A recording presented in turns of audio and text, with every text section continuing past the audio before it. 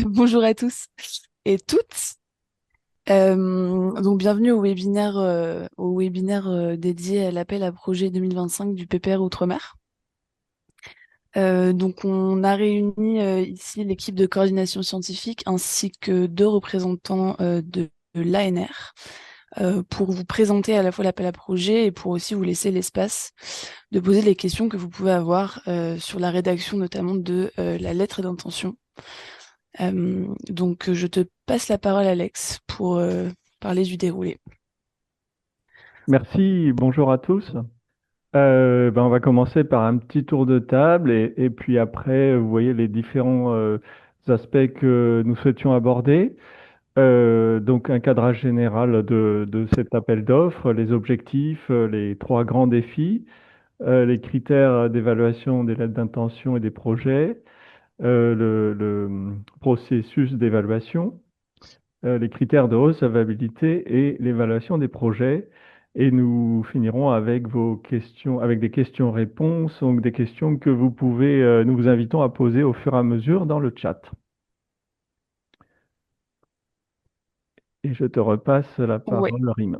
On peut peut-être commencer par un rapide tour de table de 20-30 secondes chacun où on se présente. Je peux commencer pour ma part parce que c'est assez rapide. Je suis chargée du programme PPR Outre-mer à l'IRD basé au siège à Marseille. Et du coup, Alex, je te passe la parole et on se fait une petite chaîne de présentation. Merci. Donc Alexandre Ganacho, je suis conseiller scientifique pour le PPR. Je suis moi-même directeur de recherche à l'IRD et océanographe et j'ai l'honneur de présider le conseil scientifique du PPR. J'ai aussi un micro assez particulier, donc si vous m'entendez plus, faites-moi signe pendant que je parle. Écoutez, j'enchaîne. Bonjour, bonjour tout le monde. Frédéric Ménard, je suis chercheur à l'IRD dans une UMR basée à Marseille et j'occupe la fonction à l'IRD de conseiller scientifique outre-mer auprès de la PDG Valérie Verdier et de la gouvernance. Donc, je passe la parole à Jean-Marc Thévenin. Bonjour, donc je suis Jean-Marc Stévenin, je suis chargé de mission Outre-mer au CIRAD et je suis en conseil à la direction générale du CIRAD basé à Montpellier. Et Et donc Étienne. je suis Étienne Snook, je suis directeur de recherche au CNRS et je suis chargé de mission Outre-mer auprès du DGDS. Yvan.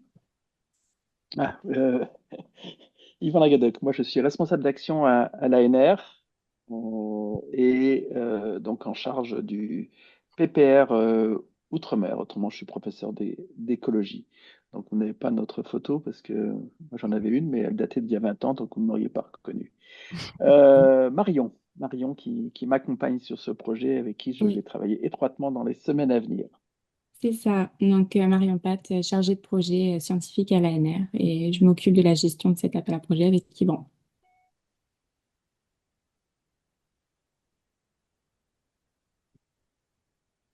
Alors, le rôle du comité de coordination, il est multiple. Euh, la première chose, c'est d'assurer la cohérence des projets avec les défis scientifiques du PPR Outre-mer et garantir la complémentarité avec les autres actions du programme dont on parlera tout à l'heure et la complémentarité entre les projets. En lien avec l'ANR et en association avec la présidence du comité d'experts internationaux qui évaluera les projets complets avec les phases 2, en phase 2, pardon, notre rôle sera d'analyser les lettres d'intention de la phase 1 et d'effectuer d'éventuelles recommandations pour la préparation des projets complets en phase 2. Ensuite, nous aurons à proposer au secrétariat général pour l'investissement, donc le SGPI, sur la base des évaluations diligentées par l'ANR, la liste des projets complets à financer et le montant de l'aide qui pourrait leur être attribué. Et également assurer le suivi des projets lauréats lors de revues annuelles menées en concertation avec l'ANR. Et nous sommes également responsables des actions de dissémination et d'exploitation de l'ensemble des projets. Enfin, pas des projets individuels, mais de l'ensemble des projets au niveau du PPR.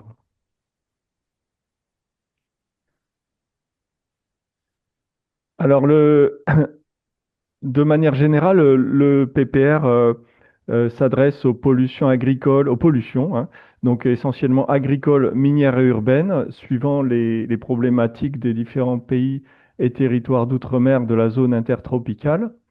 Donc, le but, c'est d'englober les questions sociétales et environnementales et de se placer dans le contexte du changement climatique et du déclin de la biodiversité. C'est une démarche des sciences qui se base sur les sciences de la durabilité. L'idée, c'est de pouvoir développer des solutions spécifiques adaptées à chaque territoire et aux pollutions qu'ils subissent. Ces solutions opérationnelles doivent tenir compte des spécificités géographiques, démographiques, historiques et de développement socio-économique, ainsi que d'identité culturelle et de contexte politique. C'est donc, on en reparlera, une dimension très transdisciplinaire. Et également, donc l'idée, c'est d'avoir un fort ancrage territorial, de renforcer les communautés scientifiques ultramarines et d'évaluer, d'avoir une véritable culture de l'impact, évaluer l'impact sociétal des projets et des recherches.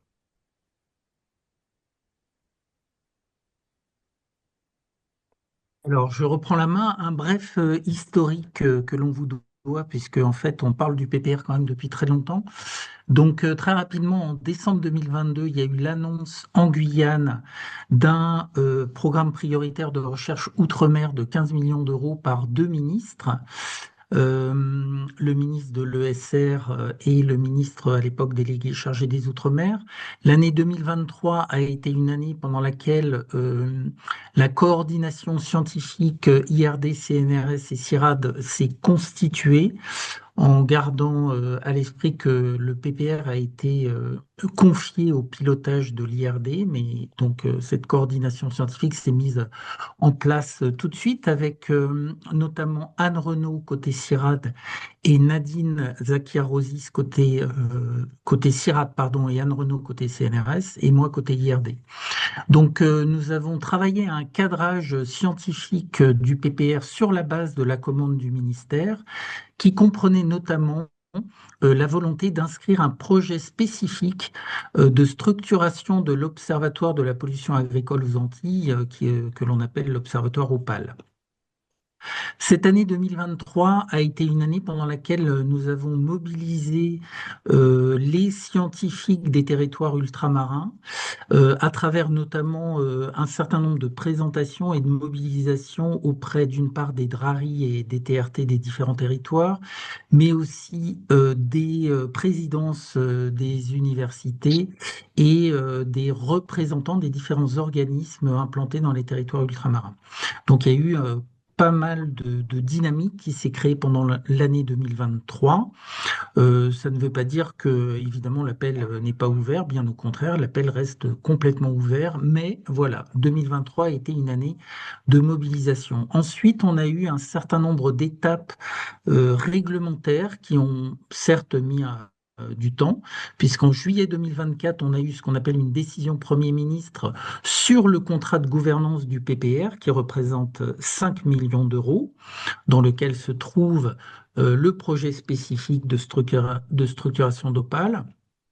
Octobre 2024, une procédure financière réglementaire entre l'ANR, entre le ministère et l'IRD pour le versement de l'aide correspondant au contrat de gouvernance, avec avec une date fixée de démarrage officiel au 1er décembre 2024.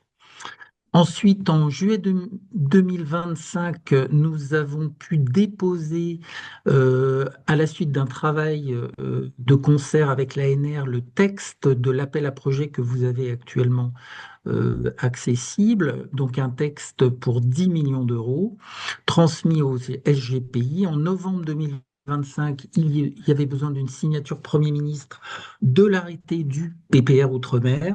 Et il nous restait une dernière étape qui a été remplie et réalisée en janvier 2026. Il s'agissait d'une approbation au journal officiel du cahier des charges et le lendemain ou peut-être 2 jours après, l'ANR était en capacité de publier l'appel à projet. Voilà, je m'arrête. Merci.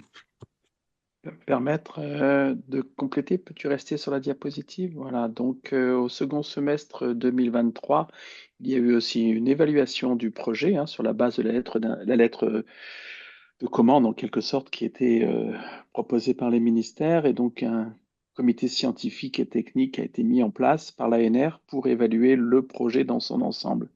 Donc avec un rendu début 2024 de ce projet et puis une correction aussi sur en 2024 la signature du contrat attributif d'aide, elle s'est faite entre l'ANR et l'IRD et non pas le MESR puisqu'il s'agit de l'argent du SGPI et non pas de l'argent du ministère de l'Enseignement supérieur et de la Recherche. C'est bon. Alors, outre les activités d'animation et de gouvernance qui ont été mentionnées par Alexandre, le PPR Outre-mer propose trois groupes d'actions. Comme l'a dit Frédéric juste avant, la commande d'un projet spécifique qui porte sur le dispositif Opal aux Antilles, donc pour le développement de recherches innovantes sur la contamination des écosystèmes dans deux bassins versants qui sont instrumentés depuis plusieurs années, donc en Martinique et en Guadeloupe. Donc la proposition qui nous a été faite porte le nom d'Ecocea et elle a pour objectif la co-construction de solutions durables pour la santé des socio-écosystèmes face à ces pollutions agricoles et dans une démarche One Health. Elle comprend une phase de diagnostic de la santé des écosystèmes et d'analyse des relations entre les pratiques agricoles et les processus d'exposition. Et elle comprendra enfin une phase d'analyse des mécanismes de gouvernance et de co-construction de scénarios d'anticipation et d'évolution des usages et des pratiques afin d'imaginer collectivement des solutions qui seront opérationnelles pour limiter la pollution et ses impacts.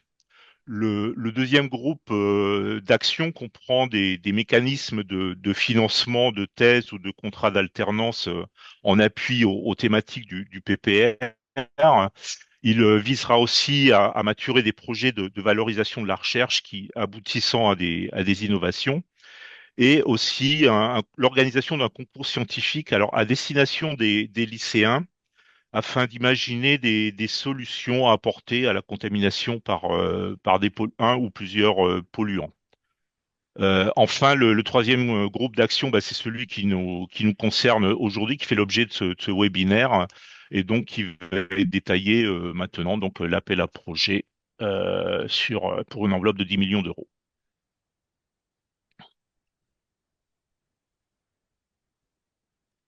Oui, je présente rapidement le calendrier. Je sais qu'il sera repris par la présentation par l'ANR un peu plus tard. Donc avec le lancement de cette première phase en janvier dernier, avec un dépôt, la date limite des dépôts des lettres d'intention, donc la clôture de la phase 1 en mars 2026, le 10 mars 2026, qui sera suivie d'une phase de sélection. Et une fois cette sélection faite, ce sera le lancement de la phase 2, avec une limite de dépôt des projets complets cette fois-ci le 15 septembre 2026, suivi d'une deuxième phase de sélection et d'un lancement de projet ensuite. Donc nous, on se situe vraiment en plein centre de la phase 1, et c'est donc sur ça que cette présentation va porter.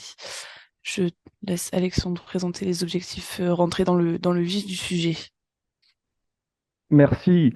Et je voudrais juste une petite parenthèse, remercier tous les scientifiques qui ont suivi jusqu'ici les méandres des calendriers et voilà, et souligner leur motivation. Et donc voilà, c'est vraiment une belle, un bel aboutissement de vous avoir ici aujourd'hui. Donc les objectifs généraux de l'appel à projet, je reprends ceux que vous avez certainement lus avec attention dans l'appel à projet. Le premier, c'est de contribuer à des travaux de recherche concernant les effets des pollutions sur les socio-écosystèmes, la vulnérabilité des populations et les inégalités sociales qui peuvent en découler.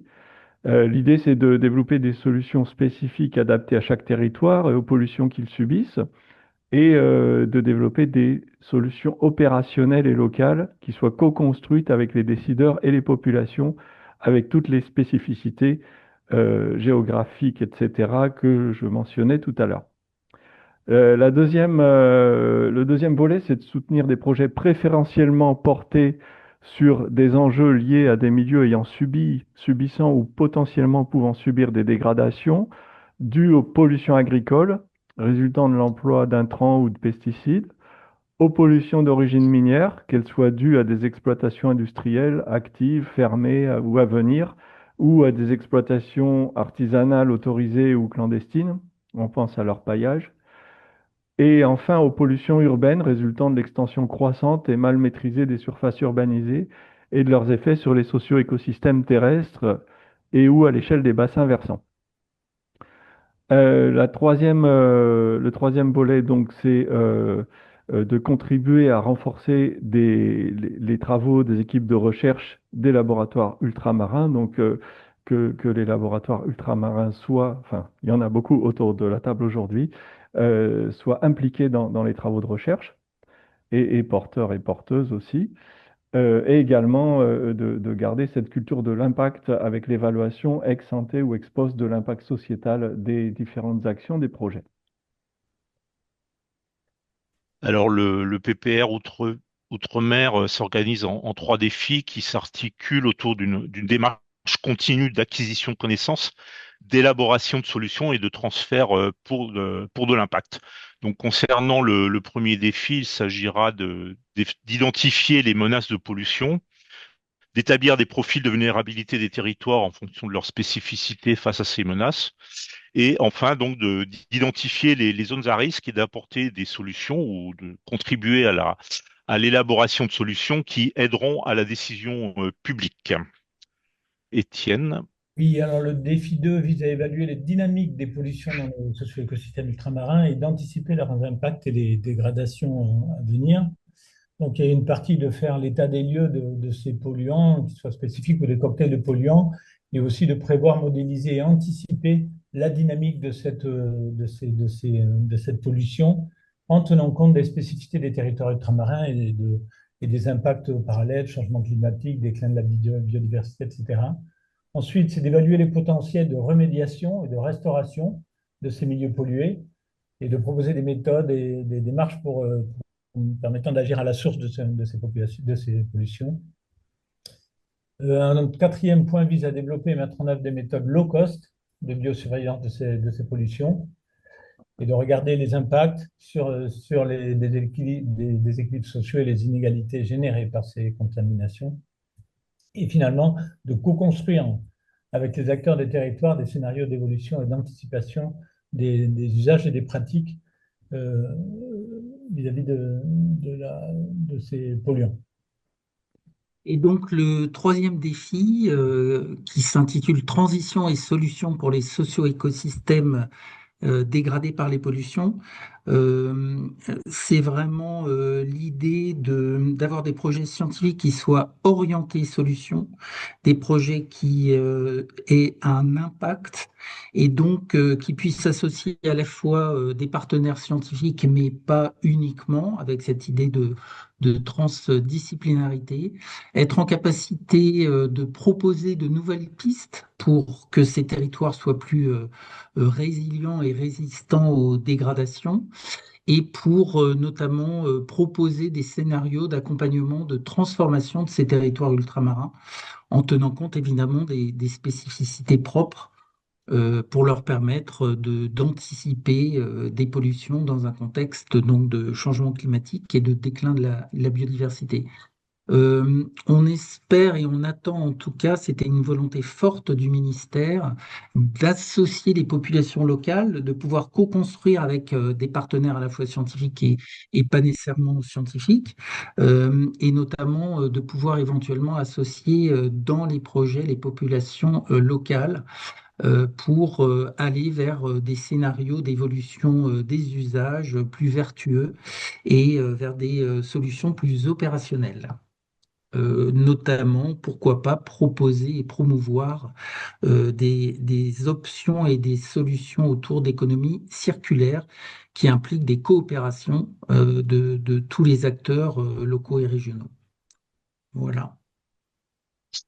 Alors, quels seront les critères sur lesquels sera basée la sélection des propositions? Il y en a trois groupes. Donc, le premier groupe de critères concerne l'excellence scientifique et l'ambition scientifique.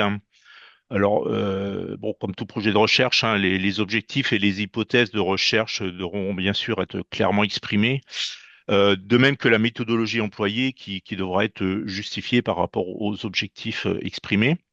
Nous attendons de l'innovation, de l'ambition, de la rupture, mais aussi une approche intégrative, et c'est important, transdisciplinaire des sciences biologiques, sociales, humaines notamment. Il sera aussi important de montrer comment les résultats scientifiques contribuent à l'élaboration et à la mise en œuvre de solutions qui, nous le rappelons, visent de l'impact.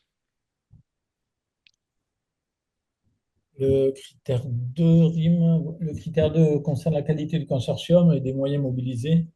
Le premier, un des critères, ce sera la compétence et l'implication du responsable du projet, tant par son expertise dans le domaine, sa capacité à coordonner le consortium que, comme l'a dit Jean-Marc, attendu pluridisciplinaire, hein. Donc, on va regarder aussi son parcours de carrière, sa reconnaissance internationale et sa capacité à mobiliser l'ensemble des acteurs. Et aussi les parties prenantes du territoire, parce que on insiste, hein, Alex en a parlé, ce sont des projets que l'on veut qui fassent le lien avec les acteurs et les équipes de recherche ultramarine. Donc, c'est essentiel et que ça implique les acteurs, les parties prenantes et les acteurs du territoire. L'autre point, c'est la complémentarité du consortium scientifique au regard des objectifs, mais donc on revient là sur la question de pluridisciplinarité. L'adéquation entre les moyens humains, financiers et les objectifs visés, c'est comme tous les projets, hein. La pertinence du calendrier, donc ce projet va s'étaler sur 4 ans, 5 ans, maintenant j'ai un grand doute. 5 ans. 1, 5, voilà. Chaque projet, ça va être 5 ans, ouais. D'accord. Et la pertinence et l'efficacité de la gouvernance du projet. On peut aussi réfléchir à articuler ce projet avec d'autres programmes soutenus par le plan France 2030, hein, je pense au PEPR, par exemple, qu'il y a dans divers territoires.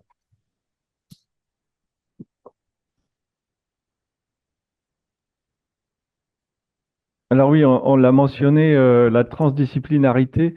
Donc donc c'est un mot qui peut avoir beaucoup de significations suivant les perceptions de chacun. Alors j'ai préparé deux diapos pour clarifier les choses et puis pour donner des pistes éventuelles si des groupes cherchent ont besoin d'une approche méthodologique pour ça.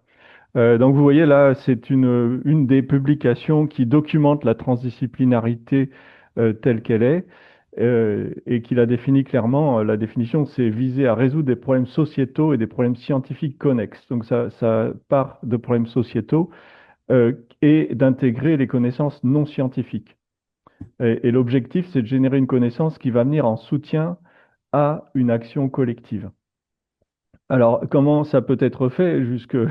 Il y a 10 ans, c'était le Work Package 7.4.6 où on disait ça va certainement intéresser les collectivités, mon projet. Aujourd'hui, l'approche transdisciplinaire est bien entendu beaucoup plus profonde. Et diapo suivante. Et voilà, donc je vous invite à regarder quelques références et avec RIM, nous pouvons en fournir au besoin. Les éléments clés que j'ai retenus, hein, c'est l'importance d'engager les porteurs et porteuses d'enjeux et décideurs dès les constructions du projet, puisque plus tard ils sont engagés, moins ils seront intéressés et investis. Identifier donc avec eux les enjeux, les menaces, les indicateurs, les questions de recherche et les trajectoires et solutions, et garder ce lien pour identifier trajectoires et solutions tout le long du projet. Voilà, Rim, je te passe le micro. Merci beaucoup. Oui, alors un des critères également centraux sur lesquels le PPR Outre-mer sera très regardant, c'est la démarche environnementale des projets de recherche. Donc c'est une démarche qui devra s'inscrire dans une trajectoire de réduction des émissions qui est en cohérence avec les politiques de réduction de nos tutelles. La gouvernance du PPR Outre-mer est actuellement en train d'établir sa propre démarche environnementale par le biais d'une feuille de route. Et donc, il sera attendu de chaque projet qu'il se dote d'une stratégie visant à évaluer et diminuer son empreinte environnementale. Donc, il y aura plusieurs actions qui vont être attendues, que je ne vais pas forcément détailler aujourd'hui, mais en tout cas, des outils seront mis à disposition par la gouvernance pour accompagner les projets dans cette trajectoire. Euh, et la démarche environnementale du PPR Outre-mer se base sur les recherches et les constats et les apprentissages du laboratoire Labo 1.5, voilà, qui possède une expertise particulière en transition énergétique des projets de recherche. Donc voilà, le PPR Outre-mer sera très regardant sur ce critère, euh, qui nous tient beaucoup à cœur au vu du contexte actuel. Euh, Alex, je te passe la parole pour l'évaluation des lettres d'intention. Euh, oui, donc les points essentiels, évidemment, ça va être la pertinence de la proposition par rapport aux objectifs et aux défis du PPR Outre-mer. La qualité, la complémentarité, donc ça reprend un petit peu les critères dont Jean-Marc a parlé tout à l'heure. L'adéquation des objets de recherche, des terrains, des infrastructures, des sites expérimentaux par rapport aux questions scientifiques abordées et au bénéfice des objectifs spécifiques du programme dans les territoires français ultramarins. Les points essentiels, ce seront également les impacts recherchés et l'implication des porteurs d'enjeux, donc l'aspect transdisciplinaire. Voilà, donc avant de donner la parole à l'ANR, un petit rappel du calendrier, un peu pour situer où tout ça va se passer. Donc là, je donne la parole à donc Marion, si j'ai bien compris. Oui. Euh, donc, euh, donc, tu peux passer à la slide suivante, s'il te plaît. Merci. Voilà, donc déjà, je voulais mettre en avant le fait que toutes les informations de l'appel à projet sont disponibles sur la page web de l'appel. Donc, vous avez le lien ici même. Donc, tout ce qui est, s'il y a des changements de date, s'il y a des nouveaux documents disponibles, même par exemple pour l'enregistrement du webinaire, pour la présentation du webinaire, tout sera disponible sur cette page web. Voilà. Donc, tu peux passer à la slide suivante. Merci. Donc, voilà, je rappelle juste ici que c'est bien un appel à un projet en deux phases. Une première phase de lettre d'intention et une seconde phase de projet complet. Donc, la lettre d'intention doit être en anglais, comme le document scientifique. Elle sera de 5 pages maximum. Et la clôture est le 10 mars. Et pour le document scientifique, il sera en anglais, 15 pages maximum. Et il sera accompagné cette fois du document administratif et financier qui rassemble la description administrative et budgétaire du projet et les lettres d'engagement. Et j'ai oublié aussi, mais il y aura sûrement une annexe de publication. Et la clôture sera le 15 septembre. En ce qui concerne les critères de recevabilité, donc déjà, le plus important, c'est respecter la date de clôture. Ensuite, la lettre d'intention doit suivre le modèle qui est fourni sur la page web. Donc, une même personne ne peut être le RST que d'un seul projet. Ensuite, l'établissement coordinateur doit être un établissement supérieur et ou un organisme de recherche. La durée du projet doit être de 5 ans. Et le montant de l'aide ne doit pas dépasser 2 millions d'euros, hormis pour les projets qui portent sur plusieurs départements et régions d'outre-mer et collectivités d'outre-mer, de bassins océaniques différents, dont là, l'aide à ne pas dépasser 4 millions d'euros. Et enfin, le consortium doit comprendre au minimum 3 établissements d'enseignement supérieur et de recherche, dont les universités ultramarines des départements et régions d'outre-mer concernés par les projets. Voilà. Alors, pour l'évaluation des projets, l'évaluation des lettres d'intention. Donc, l'évaluation se fait par le comité de coordination scientifique du PPR Outre-mer avec le président et ou la vice-présidente du comité d'évaluation qui évaluera les projets complets lors de la phase 2. Donc, dans le cas, pour les propositions qui sont retenues en phase 1, donc vous recevrez éventuellement des recommandations sur le projet à déposer en phase 2. Et pour les propositions qui ne seront pas retenues en phase 1, vous recevrez une rédaction des raisons qui ont motivé la décision des évaluateurs. Voilà, donc les informations les plus importantes, la date des dépôts, le 10 mars, tout est sur la page web. Et en cas de question, n'hésitez pas si vous avez un doute, une hésitation, vous pouvez nous contacter sur ppr-outremer@anr.fr. Merci. Parfait. Eh ben, on a fini pour la présentation et donc ça laisse place aux questions-réponses. Donc on a déjà quelques questions qui sont sorties. Je vais essayer de les dire dans l'ordre. Alors, dans un premier temps, une première question, est-ce que les projets retenus peuvent aussi bénéficier des 9 thèses? Je peux répondre à ça Bien si sûr. tu veux. Euh, oui et non. Alors, il faut que les projets ne comptent pas sur les bourses de thèse, enfin sur les financements de thèse pour réaliser leurs objectifs.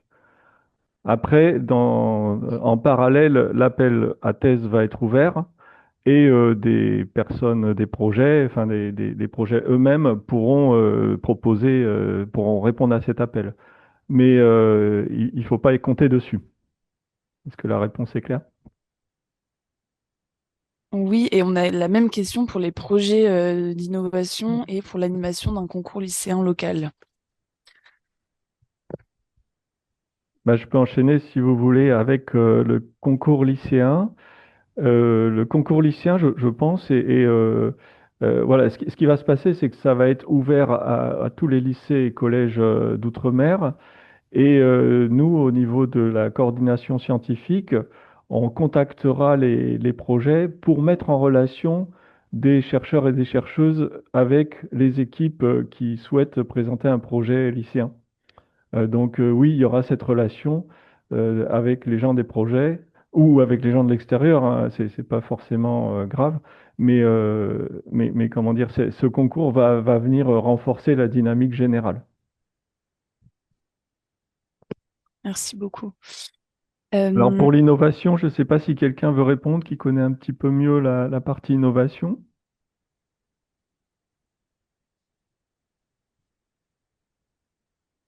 Bon, je pense que c'est à peu près la même philosophie. On n'a pas encore statué des tenants et des aboutissants exacts. C'est-à-dire que les projets pourront en bénéficier, mais il ne faut pas compter dessus pour réaliser les objectifs. Très bien. Une autre question. Quel doit être le détail du budget dans la lettre d'intention, donc plutôt destinée à l'ANR, cette question?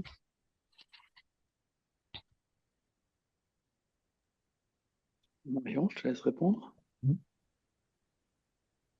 Euh, dans la lettre d'intention, Il n'y a pas besoin de budget, c'est ça que tu me disais par mail. bah, non, pas vraiment, parce que du coup, tout sera détaillé dans l'annexe financière lors du projet complet. Ok, donc en fait, le budget, c'est plutôt pour le projet complet. La lettre d'intention, on ne demande pas encore de budget, en fait. Voilà. Euh, une autre question. Pour les organismes EPST non encore officiellement partenaires, quel est le format administratif le plus adapté? Convention de partenariat pour l'interrogation.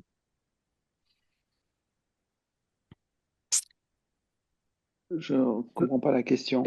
Oui, moi non plus, je suis pas sûr. En tout cas, si je comprends, vous me dites, c'est que tout organisme, comme l'a rappelé l'ANR, tout organisme national de recherche ou établissement public d'enseignement supérieur français est éligible et peut déposer un projet en tant que pilote.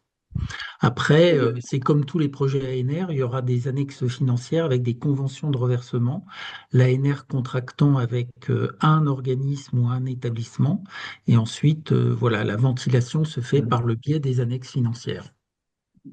Donc effectivement, ce n'est pas parce que l'organisme auquel vous appartenez ne fait pas partie du trio CNRS CIRAD IRD que vous ne pouvez pas candidater. C'est vraiment tous les organismes.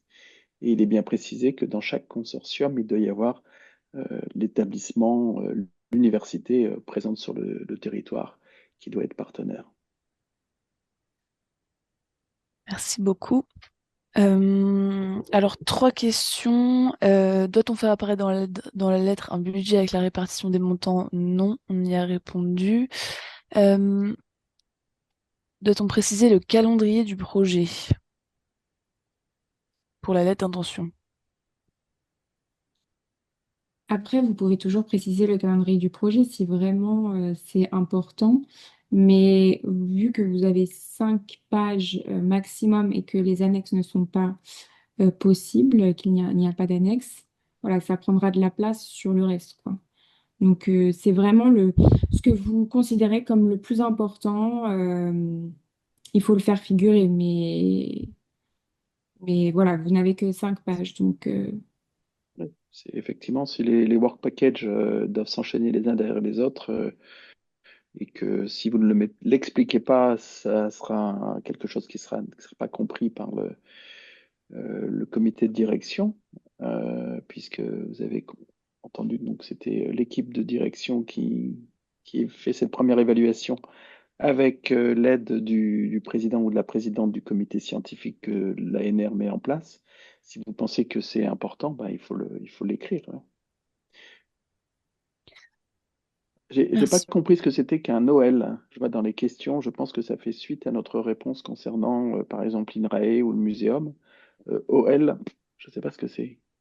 Madame Becker qui a indiqué ça. C'est OK, pas OL. Elle Ah, voulait dire OK. d'accord. Je croyais que c'était organisme local. Ok, C'est bon. Ok.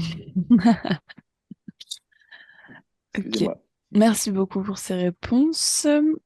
Une autre question, clôture le 10 mars, quelle heure? Donc j'ai la mis sous les yeux, donc je peux vous dire que c'est à 11 heures du matin, heure de Paris. Ensuite, une autre question, retiendrez-vous un projet au minimum par région? À combien estimez-vous le nombre de candidatures? Donc là, je peux peut-être te passer la parole, Frédéric, puisque tu as surtout contribué à la construction avec Jean-Marc et Étienne. Alors, en fait, on ne sait pas évidemment combien il y aura de propositions, et plus il y aura de propositions, mieux ça sera, évidemment. Pas de souci par rapport à ça.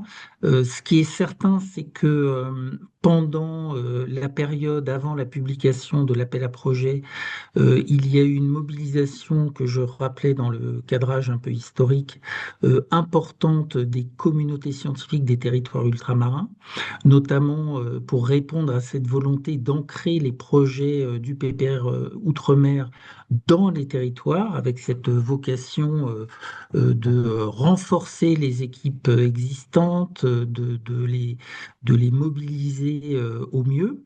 Et donc, tout ce travail qui a été fait en amont a permis notamment à un certain nombre de groupes de scientifiques de s'organiser et d'organiser des éléments de réponse sous la forme de consortium. Et donc, on a, en tant que coordination scientifique, eu des échanges euh, avec différents scientifiques de ces consortiums, et donc on attend en effet des réponses de leur part, mais on a été aussi, à titre personnel, parfois contacté par d'autres scientifiques qui nous posaient des questions en manifestant leur intérêt pour répondre à l'appel à projet, et évidemment, ils ont toute leur place, et on a apporté tous les éléments de réponse que l'on pouvait donner, notamment en suggérant souvent de prendre contact des fois avec des groupes de scientifiques qui avaient déjà commencé à s'organiser. Donc, combien on attend de réponses? Ça, franchement, on ne sait pas. Ce que l'on peut dire, c'est qu'avec un budget de 10 millions d'euros, on pourrait théoriquement financer 5 projets à 2 millions d'euros, ou alors un projet à 4 millions et il reste dans ces cas-là 3 projets possibles à 2 millions. Voilà. Et si jamais il y a beaucoup de projets tout à fait pertinents, se posera sans doute la question de savoir est-ce qu'on essaye d'en financer un peu plus avec un peu moins de budget ou pas, sachant qu'il est toujours compliqué, évidemment, pour un consortium, une fois qu'il a fait son budget, de lui octroyer un budget inférieur à ce qu'il a prévu. Donc, on sera quand même vigilant là-dessus. Voilà. Je ne sais pas s'il y a des gens qui veulent compléter. C'est parfait. Il y avait la question quand même, retiendrez-vous un projet au minimum par région? Donc, on n'a pas fixé avant de savoir qu'il y aurait un projet sur telle région, etc. C'est pas, ça rentre pas dans les critères. Voilà, tout à fait. C'est pas un critère. Évidemment, c'était peut-être aussi un peu pas une attente, mais en tout cas, ça serait vraiment assez fantastique si on avait des projets excellents dans chacun des territoires, ce qui permettrait de mobiliser chacun des territoires. Mais évidemment, les critères qui ont été exposés, il n'y a pas le critère de territoire qui entre en compte. Oui, Merci. si je peux compléter, donc je rappelle que ça va être un jury international pour la phase 2 qui va évaluer les projets. Et donc, les critères d'excellence seront importants. Et comment dire, on va pas pouvoir financer un projet qui ne répond pas à ces critères. Donc, idéalement, oui, ce serait très bien qu'il y ait un projet par pays et territoire d'outre-mer qui réponde aux critères. Merci beaucoup. On a pas mal d'autres questions. Alors, degré d'engagement des partenaires non scientifiques, deux points, lettre d'intention, point d'interrogation, autre.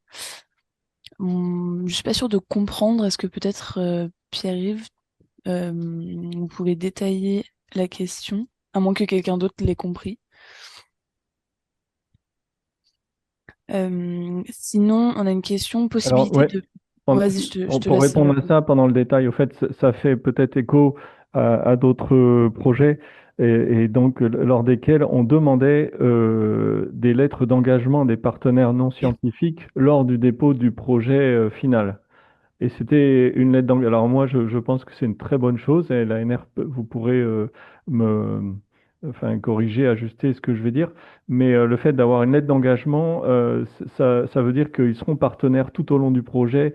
Ils ont engagé à mettre des moyens, peut-être financiers, mais surtout du temps de leurs employés. Et ça, c'est un gage de réussite en termes de transdisciplinarité. Donc ma question pour Yvan et Marion, c'est dans quelle mesure est-ce que de tels engagements pourront être ou seront exigés lors des annexes financières des projets sur la phase 2?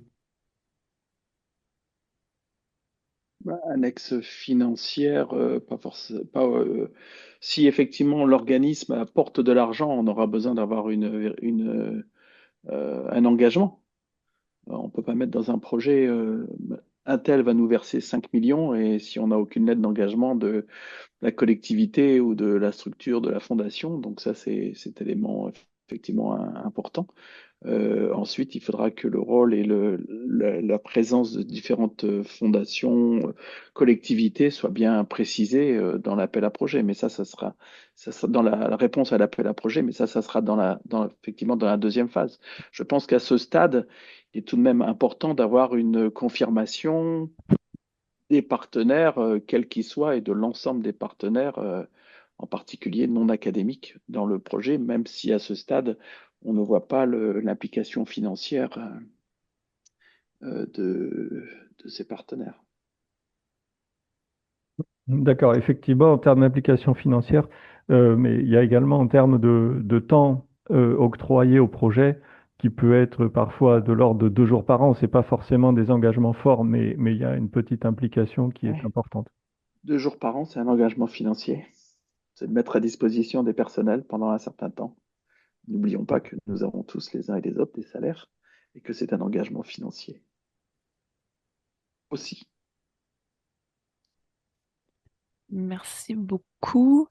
Question suivante, possibilité de plusieurs porteurs coordinateurs du projet, en particulier si le projet porte sur 2 territoires. Alors, la codirection n'est pas possible, si c'est la question. Donc, il ne peut y avoir qu'un seul RST. Ok. Donc, Ok. RST pour responsable scientifique et technique, hein. Oui, pardon. Quand nous sommes habitués à des acronymes chez nous et on oublie parfois de les expliciter. Comme moi, je suis un RA, responsable d'action, non un rat. Ça, je reprends la parole, hein. Oui. Ça, c'est en effet typique. On trouve aussi cette question-là dans les PEPR, hein. Typiquement, l'ANR, en effet, comme elle vient de le rappeler, ne contracte qu'avec un seul organisme. Et donc, il y a un responsable et donc un organisme ou un établissement public responsable vis-à-vis de l'ANR. Mais après, évidemment, en termes de direction, il peut y avoir des binômes, pourquoi pas des trinômes, hein, je ne sais pas, c'est évidemment à la gouvernance de chacun des consortiums de présenter comment ils comptent fonctionner.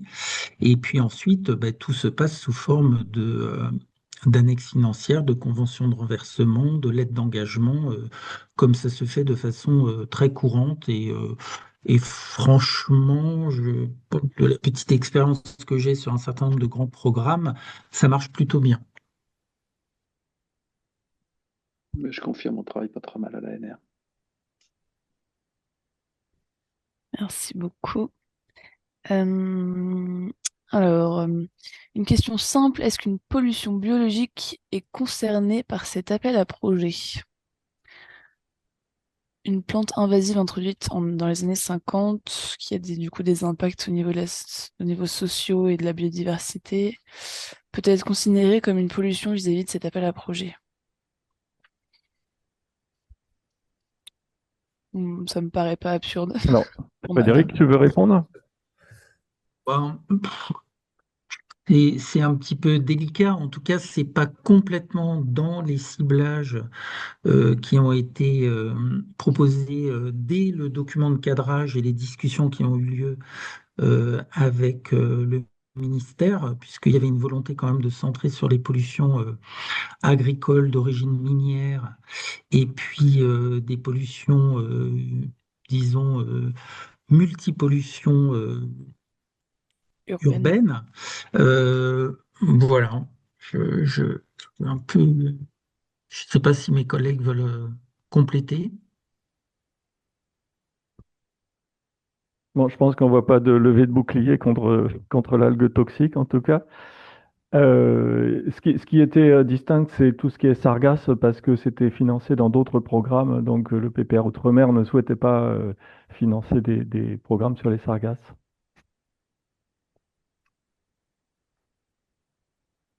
Merci beaucoup.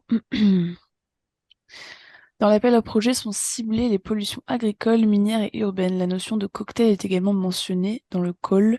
Est-ce que cela signifie que sont plutôt attendus des projets qui visent à travailler sur différents types de pollution en ciblant plusieurs familles de contaminants chimiques historiques et émergents? Je répondrai pourquoi pas. Je ne sais pas si Jean-Marc, tu veux compléter. Ouais, c'est cocktail ou ce n'est pas cocktail, je dirais. Voilà, toutes les propositions sont recevables si c'est effectivement que des pollutions agricoles, hormis ce qui est vraiment en relation directe avec Opal et le projet Ecocea, ou des cocktails, oui.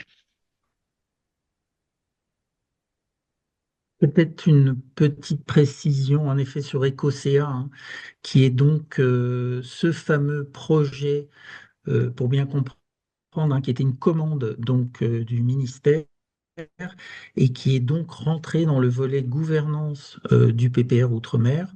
Et donc, c'est pour ça qu'on a donc 10 millions qui sont dédiés à cet appel à projet ouvert. Et nous avons 5 millions dans le volet gouvernance, dont 2 millions pour le projet Opal. Et donc Ecosi. Et donc, Ecosi. voilà. Et donc, l'idée est vraiment, lorsque l'ensemble des projets seront lancés, de pouvoir créer une animation autour de l'ensemble des projets pour créer cette génération PPR Outre-mer, hein, que ce soit par exemple les thésards, mais aussi les différents projets. Et évidemment, Ecosia rentrera aussi en discussion et en échange et en lien avec les consortiums qui seront lauréats de cet appel à projet. Merci beaucoup. Alors, je repasse sur les questions du Q&R. Pour l'empreinte environnementale, quand les outils seront-ils proposés pour la mesure? Est-ce à inclure dans les 15 pages? Dans tous les cas, je pense qu'il y aura une prise de contact aux projets dont les lettres d'intention auront été sélectionnées pour justement discuter de ce sujet-là et partager les outils qui seront déjà à disposition. Après, c'est en cours de discussion, donc c'est à construire, mais en tout cas, après la sélection des lettres d'intention, ça c'est sûr. Alexandre, je sais pas si tu veux rajouter quelque chose. Oui, bah dans tous les cas, RIM est la référente pour cet aspect-là. Et elle prépare avec nous une feuille de route environnementale pour le PPR de manière générale, qui donne accès à tous les outils. Alors, il y a un outil que je peux mentionner rapidement, parce que je trouve il est assez rassurant quelque part. C'est une conversion, une feuille Excel, un outil Excel qui convertit les euros qui sont prévus en dépenses en bilan carbone, en émissions CO2. Et cette conversion, elle fait l'objet de publications scientifiques suivant les catégories budgétaires qui sont utilisées pour qu'elle ait un vrai sens. Finalement, c'est en quelques heures, pas beaucoup d'heures, il est possible de commencer à utiliser ces outils et à transformer le budget demandé en bilan carbone pour ensuite réfléchir à comment le faire évoluer pour diminuer son empreinte.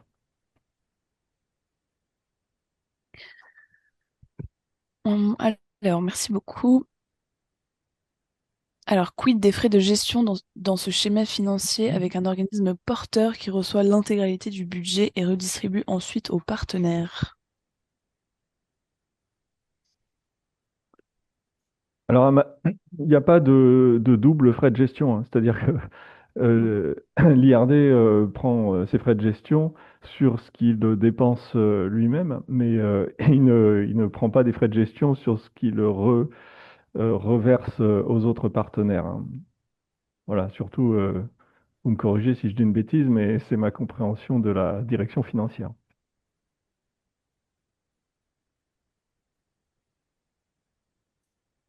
Merci beaucoup. En quoi consiste plus en détail ce concours lycée-collège? Idem pour la maturation de projets d'innovation. Dans quelle mesure les projets en réponse à l'AAP peuvent bénéficier lors de sa réalisation de ce dispositif, notamment dans la mise en place de solutions et leur transfert? Je peux juste rajouter quelque chose sur les frais de gestion. Ouais, je te laisse faire, vas-y. Oui, il ne faut pas oublier que les projets que vous représentez ici vont contractualiser directement avec l'ANR. Donc, il n'y a pas double frais de gestion. Ça passe pas par l'IRD. Voilà. Et pour les autres questions, donc le concours CGN, enfin le concours lycéen, tu veux commencer à répondre? Peut-être, Rim, je pourrais compléter. Oui, alors pour l'instant, on n'a pas forcément envisagé le concours lycée-collège comme pouvant être enfin, comme pouvant, comment dire, pas bénéficier au projet, mais en tout cas, il y aura une interaction entre les concours lycée-collège et les consortiums en place. Parce que dans l'idée, on aimerait mettre en relation des élèves avec des chercheurs, chercheuses, pour justement mener à bien leur projet, donc investir un temps assez court pour justement suivre des équipes en Outre-mer pour, euh, pour élaborer un peu leur projet. Donc il y aura une interaction entre les consortiums et le concours lycée, mais c'est à ce niveau-là la seule interaction que je vois pour l'instant. Euh, et pour la maturation de projets d'innovation, c'est un peu plus ouvert.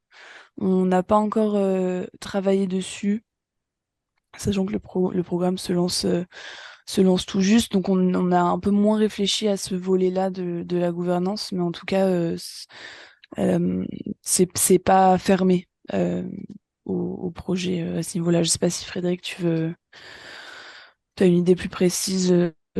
En fait, sur les projets innovation, ou en tout cas sur l'enveloppe qui a été identifiée sur la question de l'innovation.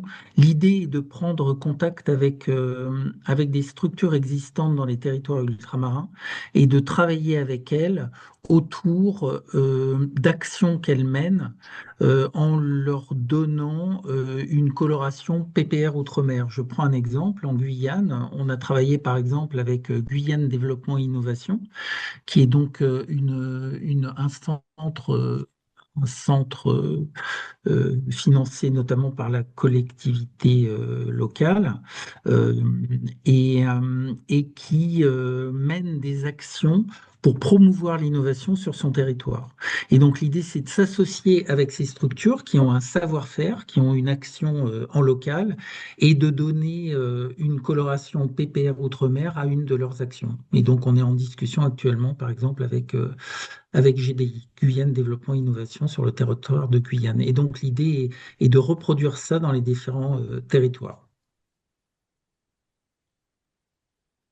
Merci beaucoup. Ouais. Je voudrais compléter sur le concours lycéen. Euh, donc l'idée, l'objectif, c'est vraiment de donner envie aux collégiens et aux lycéens de se rapprocher de la science, de la recherche, de comprendre les enjeux, de se saisir des questions qui les concernent. Donc, c'est vraiment insuffler cette dynamique. Et on imaginait, par exemple, un événement qui pourrait être un tour d'une classe sur différents sites de mesure avec des scientifiques. Voilà, c'est vraiment des idées comme ça. Et le fait d'avoir la question, est-ce que ça peut venir renforcer les projets, ben c'est génial, hein, c'est vraiment, si on peut avoir des choses comme ça, c'est ce que l'on souhaite. Maintenant, ce concours sera très probablement géré par une fondation et on donne un cahier des charges en ce moment à la fondation. Donc, je ne suis pas trop sûr de quelle intervention on aura sur la sélection des projets. Euh, mais voilà, si les lycéens, si les actions des lycéens et des collégiens peuvent venir renforcer les projets, c'est vraiment une très très bonne nouvelle. Je n'avais pas imaginé ça comme ça, et c'est excellent. Mm.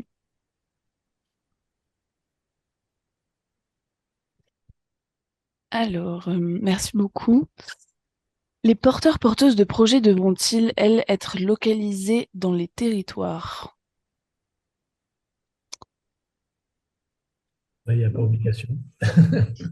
Non, il n'y a pas obligation, évidemment, mais il y avait une volonté de renforcer donc l'écosystème enseignement supérieur et recherche dans les territoires outre-mer à travers cet outil qu'est le PPR Outre-mer.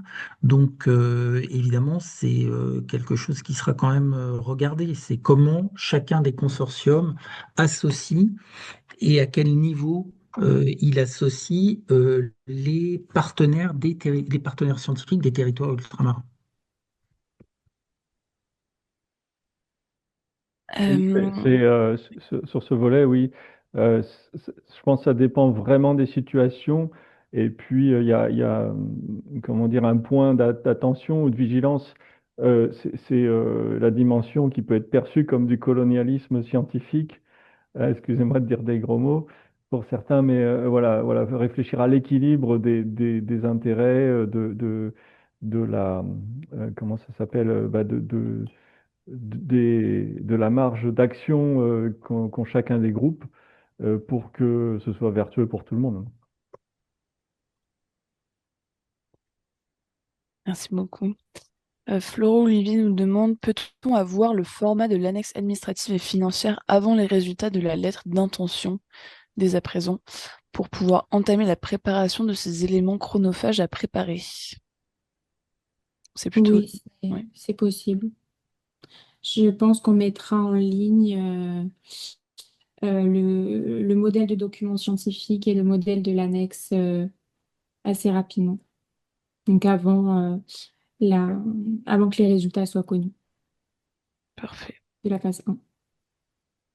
Merci beaucoup. Laurence nous demande, la ventilation vers les partenaires se fait par convention de reversement, donc plutôt administratif. Oui, c'est des reversements. Ok. On Et n'y est pas, on n'y est pas encore, hein. Oui, on y est pas encore. Il y a une question aussi concernant le statut de l'ONF dans oui, le tout chat. à fait, je remonte. Enfin, en ce qui concerne, si vous voulez confirmer l'éligibilité d'un établissement au financement, je vous invite à m'envoyer un mail, voilà, avec le nom de l'établissement, pour que je me renseigne et parce que là, l'ONF, je peux pas vous dire là comme ça, oui ou non. Il faut m'envoyer un mail et là, je pourrais vous répondre. Et si cet établissement est éligible, il n'y a aucun souci, vous pourrez être le responsable scientifique et technique du projet. On peut dire c'est que le CIRAD est un EPIC aussi et que l'ONF apparaît dans le décret du 1er juillet 2021 comme étant un organisme de recherche. Donc la probabilité qu'il puisse est assez grande, mais on va vérifier, comme le disait Marion, si effectivement c'est vraiment possible auprès de nos collègues qui sont pleinement compétents sur le sujet. Oui, Alexandre. Oui, sur un autre sujet, on n'en a pas parlé. Je voulais attirer votre attention sur les contrats d'apprentissage, contrats d'alternance, qui vont être... donc, il y aura un appel ouvert. Je pense que c'est une bonne opportunité pour venir renforcer des projets. Ça se prévoit assez longtemps à l'avance pour faire ça, puisqu'il y a des histoires de financement de la formation de la personne en France hexagonale sur les PTOM. Enfin, ça peut être assez intéressant, on va dire, à mettre en œuvre. Mais voilà, je pense que c'est une belle opportunité et je pense, pas tellement utilisé dans notre domaine de recherche. Merci beaucoup. Alors, Nathalie nous demande, et je crois c'est la dernière question que j'ai sous les yeux. Lors de la présélection des lettres d'intention et en fonction des projets présélectionnés, iriez-vous jusqu'à conseiller des regroupements entre projets différents, donner une limite de budget, etc. Oui, la réponse courte. Oui, exactement, puisque du coup, le comité scientifique de coordination scientifique va avoir l'éventail, le panorama de tous les projets. Donc, s'il y a des choses un petit peu évidentes qui sautent aux yeux, des recommandations, ça pourrait être de se rapprocher, de rapprocher des groupes entre eux. Voilà. Et au niveau des financements, euh, eh bien, si on ne voit pas les financements, on ne pourra pas faire de recommandations. Effectivement, s'il y a quelques éléments indicatifs, voilà, ça peut aider. Oui, je rebondis peut-être là-dessus. En effet, dans la lettre d'intention, il est bien mentionné de préciser les moyens qui sont envisagés. Alors les moyens, évidemment, c'est un peu vague, mais peut-être que une indication des masses, par grande masse budgétaire, de la façon dont le budget serait alloué, ou en tout cas prévu, même s'il n'est pas détaillé, ça pourrait tout à fait être des éléments intéressants à faire figurer dans la lettre d'intention. Hop, et une autre question. La gouvernance du programme organisera-t-elle des échanges entre les projets financés, workshop et PPR Outre-mer annuel par exemple?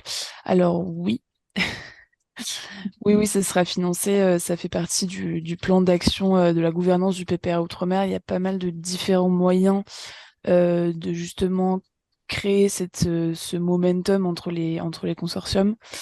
Donc oui, ce sera organisé sous différentes formes, à des niveaux régionaux, tout comme à des niveaux un peu plus locaux. Donc oui, oui, c'est prévu en tout cas. Moi, je veux bien apporter Bien un sûr. élément. Donc, on est évidemment ravi d'avoir RIM comme chef de programme et donc elle a dans sa feuille de route et dans sa mission ce rôle d'animation de l'ensemble des consortiums et des actions qui seront portées par le PPR. Avec, par exemple, ça a été abordé, les thèses, l'idée est, mais disons, d'avoir une espèce de génération de thésards du PPR Outre-mer, des thésards qui puissent être issus de chacun des consortiums parce que financés par les consortiums, mais aussi financés dans le cadre de l'appel thèse. Donc tout ça, ça va faire de l'animation et c'est important.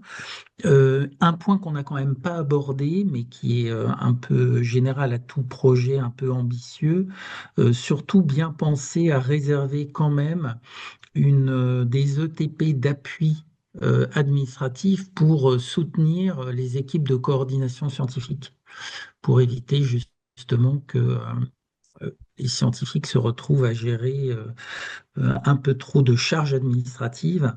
Ce n'est pas le rôle de la chef de programme du PPR Outre-mer que de gérer l'administration de chacun des projets qui seront lauréats de l'appel. Ouais, cette administration inclut également toute la démarche environnementale de chaque projet. Donc, il faudra s'assurer de garder l'ETP du responsable projet ou de la responsable projet pour ça.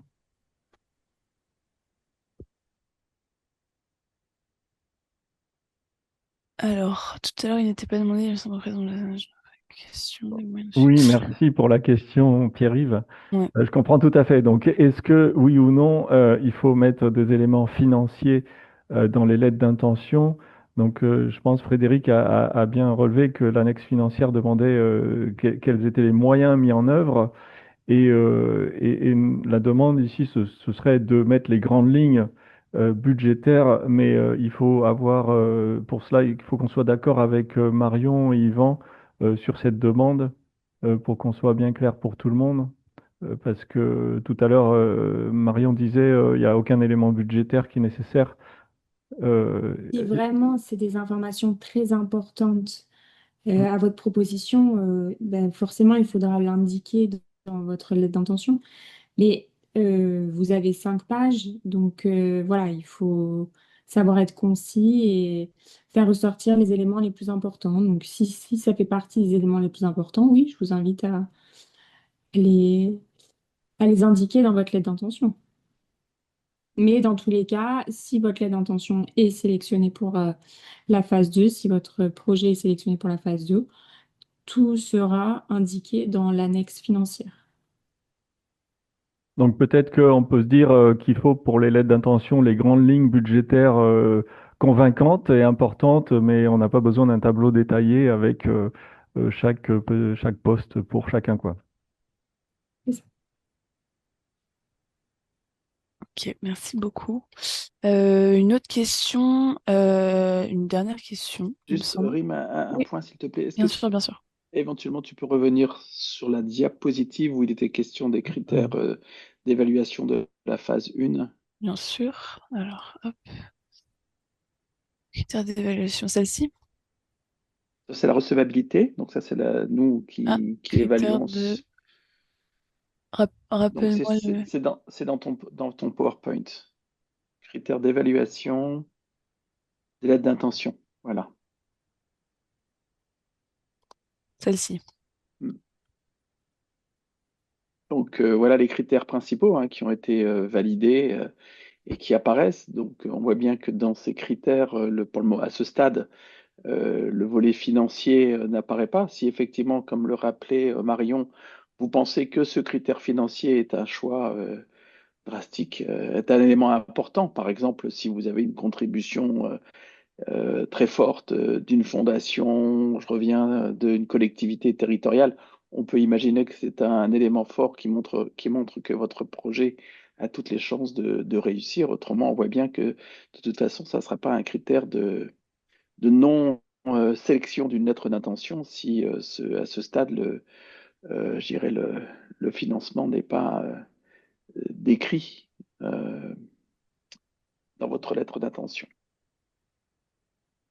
Merci beaucoup. On a une dernière question. Un plan de gestion des données est-il attendu et à quel niveau du processus? Alors, il me semble que oui. En tout cas, la gouvernance du PPR Outre-mer a fourni déjà un plan de gestion de données qu'elle doit mettre à jour. Au niveau des projets, C'est au moment de la contractualisation que l'on demande ça et vous avez 6 mois pour nous faire ce retour sur votre plan de gestion des données. Oui, Donc là, ça ce figure, sera hein. dans le document, dans le Oui, oui, projet, c'est dans le dans, document, ouais. dans les 15 pages. Ok.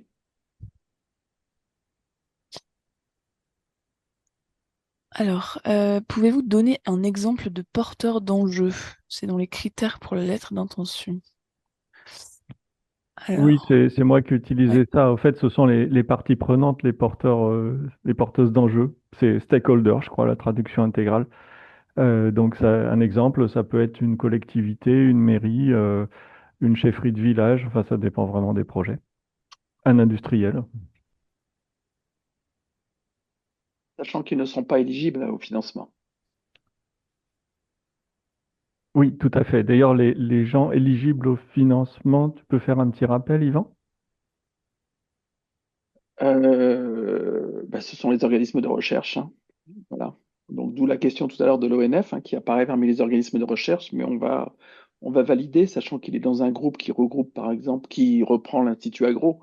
L'Institut Agro est clairement peut porter des projets, il n'est pas le seul, donc j'imagine que c'est la même cas pour l'ONF, mais on va vérifier, mais il s'agit bien d'un financement de la recherche et on ne peut pas financer des entreprises, des collectivités. Tout ce que l'on peut faire quelquefois, ce sont des prestations quand effectivement il y a une activité qui est menée par une entreprise. Je sais pas moi, vous voulez développer un capteur, ce capteur est développé par une entreprise, il y a une prestation de service qui est financée. Dans ce cas-là, ça marche, mais nous ne pouvons pas financer des entreprises ou des collectivités sur ce type de projet. Il en existe d'autres, mais pas celui-là.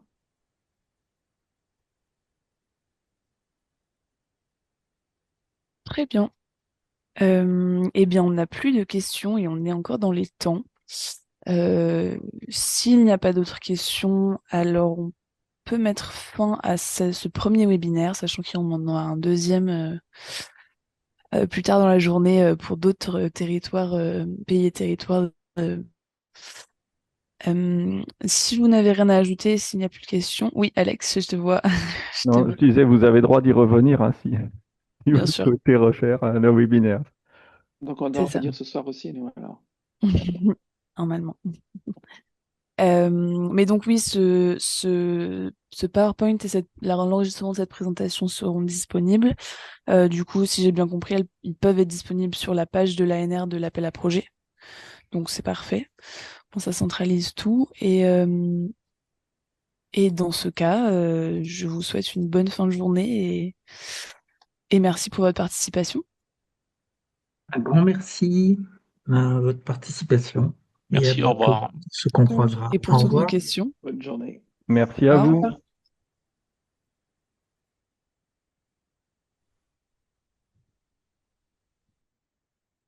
De route. Bienvenue au webinaire sur la présentation de l'appel à projet 2025 du PPR Outre-mer.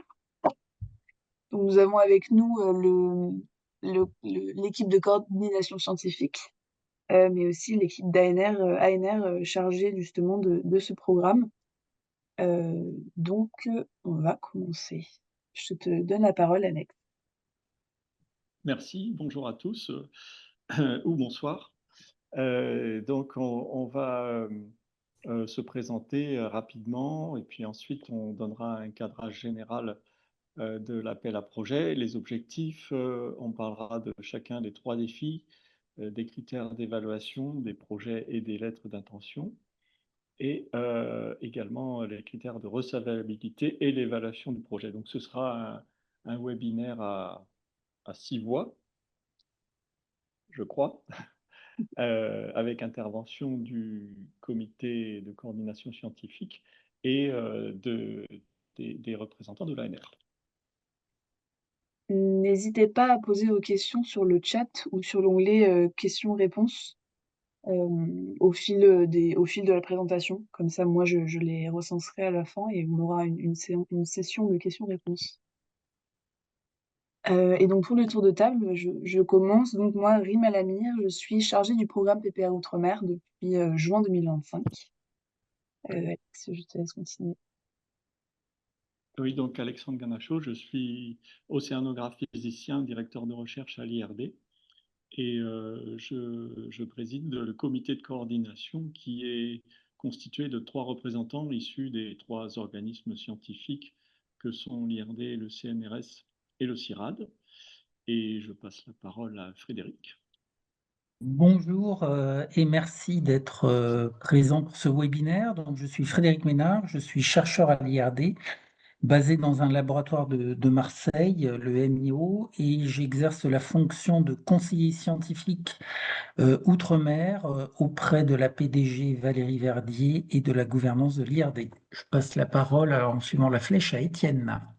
Oui, bonjour, merci d'être là. Donc, je suis Étienne Snook, je suis directeur de recherche au CNRS et je suis chargé de mission Outre-mer auprès du directeur général délégué à la science du CNRS. Bonjour, donc Jean-Marc Thévenin, je suis agronome, chargé de mission Outre-mer à la direction générale du CIRAD. À nous alors.